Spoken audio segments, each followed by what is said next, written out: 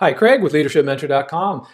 One of the easiest things that we can do as a leader of people is to understand emotional intelligence and specifically the open loop system. So, research has actually shown that whenever people are near one another, even when the contact is completely nonverbal, we actually transmit and we share. So, for example, when three strangers sit facing each other in silence for a minute or two, the one that is most emotionally expressive actually transmits his or her mood to the other two. So how can we use this in leadership? Well, the first thing we have to understand that is your emotional state actually impacts others. So we have to understand what emotional state we're in, and we have to understand that that's going to have either a positive or a negative impact on the people that we lead. A smile is actually the most contagious. So the easiest thing we can do is to try to smile more. We also have to keep in mind that we're always being watched. So even when you don't think anybody is around, they're probably still looking at you, seeing what kind of mood you're in. So we have to assume that we're always being watched, and so we have to be aware of things like our facial expressions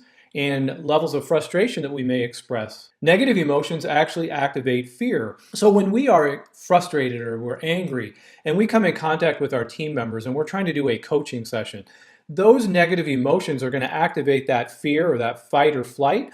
And what happens is that doesn't allow our team members to be expressive, to be creative. And that's really going to hurt their ability to be successful. Positive emotions, on the other hand, actually activate creativity. And so we want them to have these positive emotions. And we know that we have to do coaching and we have to do reprimands and things like that when it's necessary. But just keep these things in mind that the open loop system is simply you transferring whatever emotional state that you are expressing and you're feeling to your team members. And we want to use that to our advantage through this emotional intelligence and this open loop system. So I hope you found that helpful, and I hope you have a great day.